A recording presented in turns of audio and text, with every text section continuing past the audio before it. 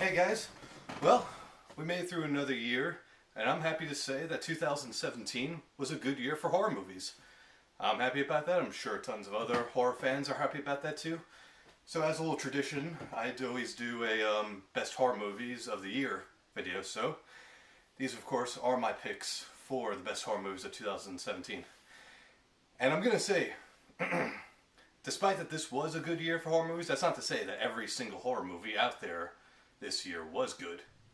It wasn't. I mean, I sat through The Bye Bye Man. Just probably the worst horror movie I've seen all year. And I've also didn't care for Wish Upon. And also the Flatliners remake I also sat through. And I just did not like that one at all either.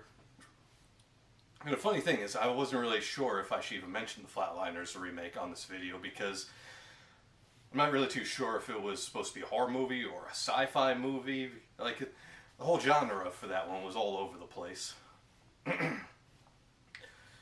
But that all being said, I'm going to, of course, talk about the best horror movies of the year. I'm going to first start by mentioning this ones I have on the list over here because the rest of the ones I'm going to talk about I actually own on Blu-ray and DVD right over here.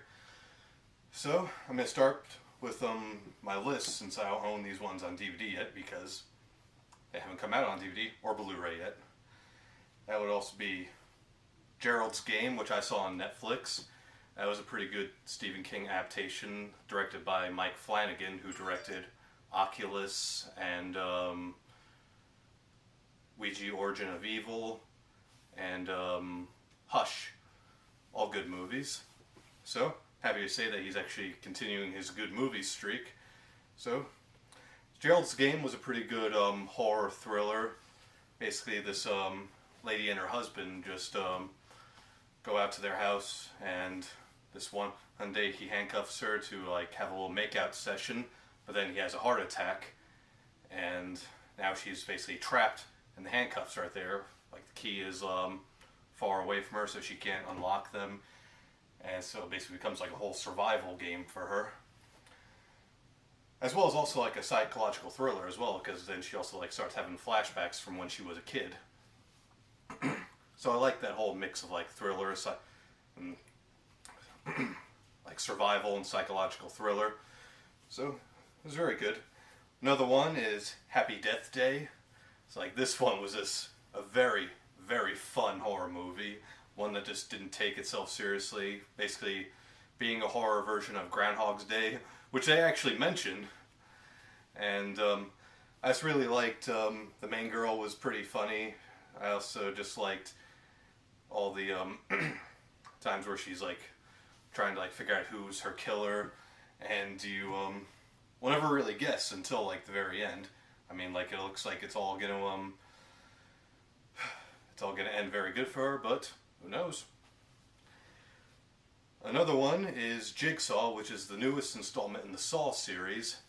This is one that people were actually very skeptical with. People were saying, no, the Saw series should just die already. We don't need any more Saw movies. But I'm actually happy to say that Jigsaw was actually an exceptional one in the franchise. And I'm not saying that I like every single Saw movie. I mean, I like the first one, I like the second one. Third one, I didn't really care for. Fourth one was okay. Fifth one, probably the worst one in the series. The sixth one was actually one of the best ones since the first two. The seventh one was kind of an okay movie to me. I mean, it had some good stuff in it, but there was also also some of the bad stuff kind of overshadowed it too. So, while it looked like it could have been a good ending, but at the same time it wasn't 100% satisfying. But Jigsaw was actually a better movie. I really liked the death traps in this one. It's not the most original story, I'll say, but I really liked the death traps, all the games. I really liked the whole theme that I was going for, how these characters basically have I guess I could say a bad past or something, something that they're trying to admit to, or that Jigsaw is trying to make them admit to. And the plot twist at the very end was actually pretty good, and it's one that I hope gets a sequel. Like, I hope they make another Saw movie right after this one. So, it was an exceptional one. And another one is the It remake. Like, It was actually the best horror remake I've seen since the Evil Dead remake.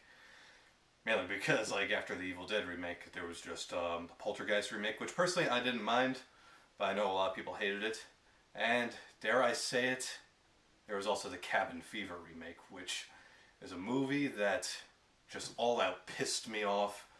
It was one of the most unnecessary and one of the worst remakes I've ever seen.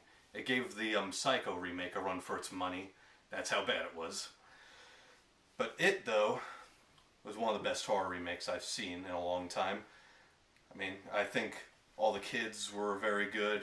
Their acting was, like, you know, very spot on. Give them all thumbs up. As well as the actor who played Pennywise. Also give him a thumbs up, too. Like, he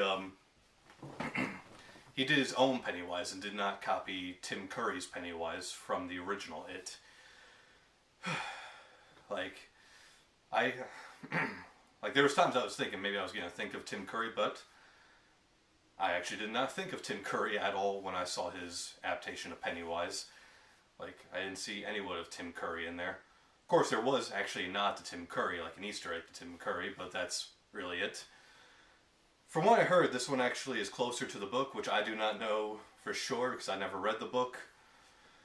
But from what I heard, it's like more of a loyal adaptation. I really liked the 80s vibe it had, like the 80s music, like the, all the, like, 80s stuff in the background.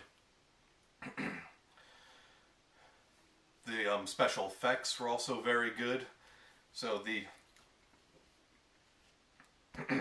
Sorry, I was trying to clear my throat. So the It remake is actually one of the best horror movies I've seen this year. And I'm not ranking any of these horror movies, but I will say what is the best horror movie that I've seen this year at the end. But if I were, though, it would actually be number 2 on this list. And without further ado, I'm going to get to the Blu-rays right here. And keep in mind, since I know that some people don't like some of these movies I'm going to name, keep in mind, it's just an opinion, and you can be entitled to your own opinion. I like what I like, you like what you like. Alright, so, first one I chose was Leatherface. This is one I was actually contemplating putting on this list because, like, it didn't 100% wow me. But I just, like, thought because I put Texas Chainsaw 3D on my 2013 list years ago, I should put this one too because this was better than Texas Chainsaw 3D. I mean, I really do like the gore effects in this one. Were all done, like, you know, practical. The acting, for most part, was pretty good. Stephen Dorff, though, was a bit over the top, though. I also do like how it was a very different Texas Chainsaw Massacre movie. So I liked how this one, like, you know, served as a prequel to the original movie. I liked some of the lead-ins to the original movie. Of course, it does have its problems here and there, like some of the story aspects were pretty bad. Like, like Leatherface's mom or aunt, as they say in this movie, we never really are confirmed whether she's his aunt or his mom. And also there's like this subplot where she marries a rich guy named Mr. Carson, who we never see in the movie. But, I mean, I really do like the atmosphere. I really thought, like, you know, everyone did a pretty good job, with the exception of Stephen Dorff, like, being a bit over the top. But he wasn't terrible, though. But, I mean, so I thought this was actually something that's actually worth seeing for a Texas Chainsaw Massacre fan. So, I actually enjoyed it for what it was. Another one is The Evil Within. Like, this one's basically about this mentally handicapped guy who's played by Frederick Kohler. I hope I pronounced that name right. I just know him as Lists from the Death Race series. So again, he's basically a mentally challenged guy, and he lives with his brother, played by Sean Patrick Flahney, and he's basically like, you know, gets this mirror who, when he looks in it, he like sees this some kind of demonic entity played by Michael Berryman, who's famous for playing Pluto from the Hills of Eyes movies. And then basically, like, he's got to do this stuff for this entity, that way he can become smart. So, I mean, I really do think the acting was pretty good. I like the atmosphere as well. It's really a pretty good movie. And this one, you're probably gonna like say this doesn't count as a 2017 horror movie, but personally, I think it does because like it's actually like the first time it's really been released out in 2017. I know it's been released at like film festivals years ago, but it's like been on the shelf since though. But thanks to the Scream Factory, we got this movie out, and it's the Poughkeepsie tapes. Like this is actually like a pretty good found footage horror movie. I mean, I liked the grainy quality it had to it because it kind of like made it out to look like it's set in like the late 90s, the early 2000s, wherever it was like set. I thought like it was actually pretty well filmed, like, well, made it look like it was an actual found footage, like, because it's actually almost as very convincing that it actually really happened. So I give them actually a pat on the back for that. And like, I just really liked how the documentary feel it also had. Again, pat them on the back for that. So it was a pretty good found footage horror movie, one worth checking out. Another one I actually chose was Jackals. Like this was actually a pretty good one, basically about these this family that capture like one of their family members who joined this cult and want him to like basically get out of that cult. But then like the cult members wearing all these creepy looking masks like start stalking all of them to get him back. Oh, it kind of reminded me of The Strangers a little bit. I mean, I really did like the characters because, like, this was actually a movie that made you care for these characters. Like, they take this guy in because they, like, want to bring him back to, like, make him a member of the family again. But he doesn't want to be back in their lives. He wants to continue being in his cult. It got pretty intense at the end as well. I also did like the atmosphere. So another one I chose is The Belko Experiment.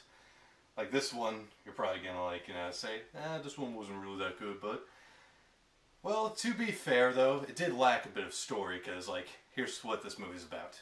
Basically about these employees that work for Belko Industries. They just go in for a average day of work, but then all of a sudden a voice on the speakers like tell them that they have to kill each other or else they'll die, and like they lock them in that way they don't escape. So that's basically like just the premise. Like, so it did lack a bit of story, but the acting was pretty good.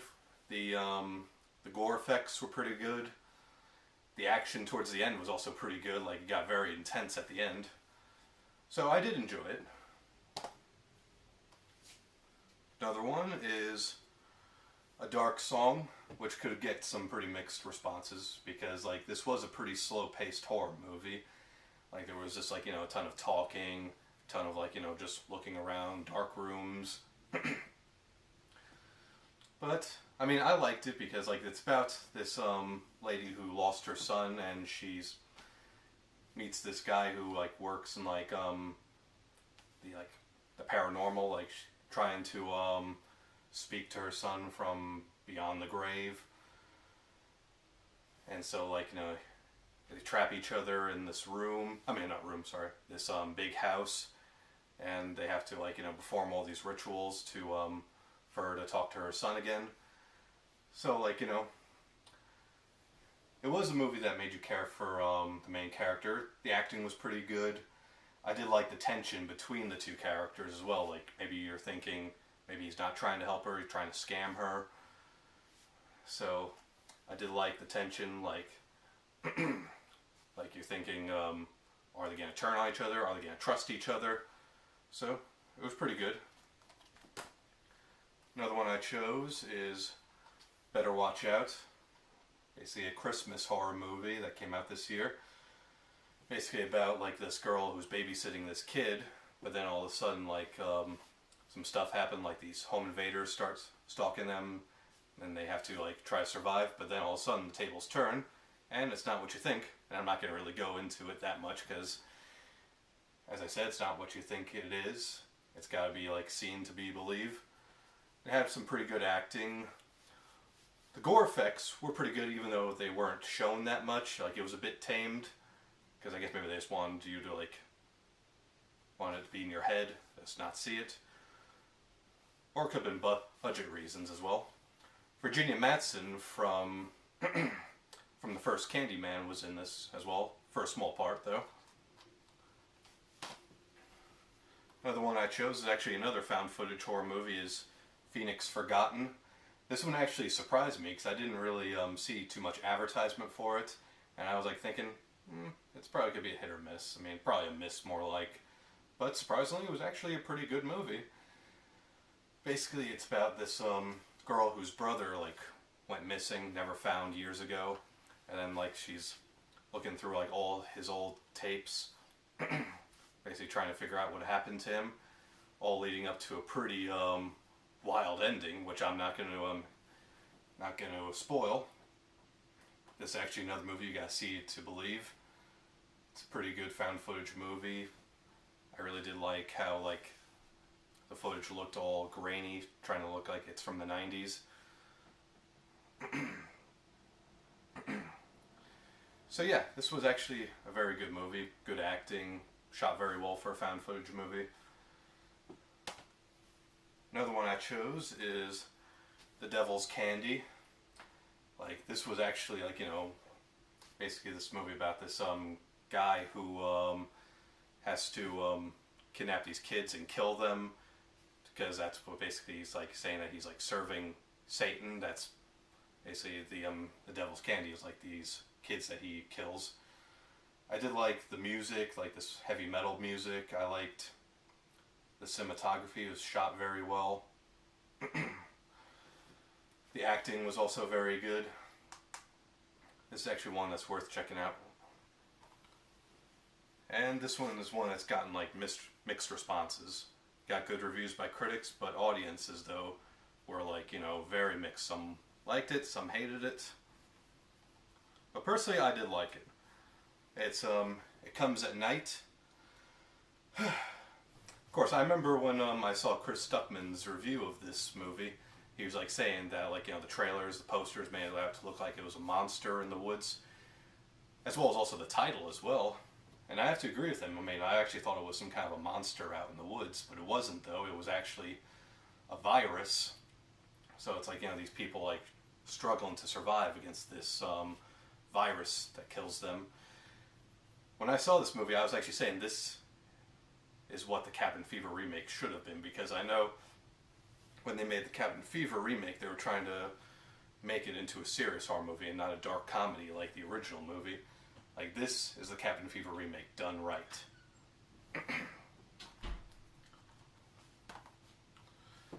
Another one I chose is Cult of Chucky. I mean, while this one may not be as good as Curse of Chucky, but it's actually a pretty good entry in the Child's Play series. I did like the hospital settings. The acting, for the most part, was pretty good. I liked that it didn't rely too much on CGI like the last one did. Not to say that there was no CGI in it at all. There was, but it mainly relied on practical effects. I liked how some of the original people came back. So this is actually one worth checking out, one for fans. One that Don Mancini, you can tell, is actually making this series better. And I just hope they continue. And this is actually one that surprised all of us, as well as Annabelle Creation. This is actually one that made me really happy, because I was slightly disappointed in the first Annabelle movie. Like, this was light years better than the first Annabelle movie. And it was a prequel to the first Annabelle movie. Like this is actually one that, this is actually a horror movie that actually pretty much scared me this year. I don't really get scared that much from horror movies, but this one actually scared me, something that the first one did not do at all.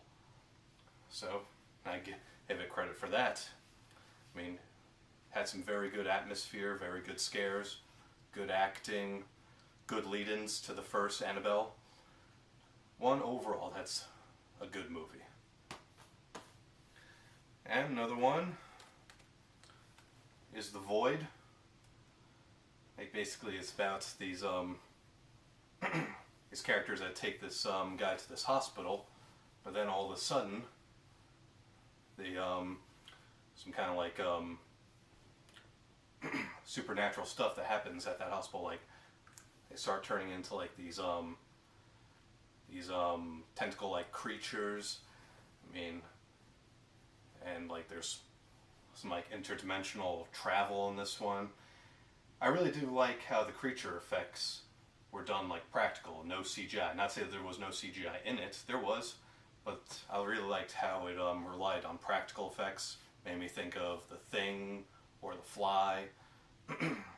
So the acting was pretty good, the atmosphere pretty good. All the effects, gore effects, creature effects were all very good, like top notch. Like, this movie didn't really get too much like views, like I don't really see that much people talking about it, but it's one worth checking out for any horror fan. And this is actually the last one, and this is the best horror movie of the year, and that is Get Out. Like, this is a movie directed by Jordan Peele of Key and Peele. Like, I don't really know too much of his work, but I do know that he does like comedy, but this is like the first thing he's done with like the horror genre. Like, I really did like the mystery in this one. Like, as I was watching it, I kept like, guessing throughout what's going to be happening. Every time I guessed though, I got it wrong. And that's something I liked, how it was, basically it was like a mystery that made you guess, but you kept getting it wrong. All the acting was very good. All the tension, suspense was very good. It did have some comedy in it when it, like, balanced it very well. Like, times when it was taken serious, times where it was being funny. It was balanced very well. And overall, like, this is actually one of my favorite movies, not just horror, but one of my favorite movies in general of this year. One, I even see like people like who are making these best movies of 2017 include this as well. So it's overall like, one for like basically not just horror fans, for like basically anyone who likes movies. Like, this fun, like, I saw got about maybe a 99% on Rotten Tomato, and much deserving. Very good movie. I've not met anyone who did not like it. So overall, best horror movie of 2017, and one of the best movies of 2017. And that's about wraps it up for this video. I'm really looking forward to the horror movies of 2018. I know the first one we're going to be getting is the new Insidious movie, which I'm really hoping is good.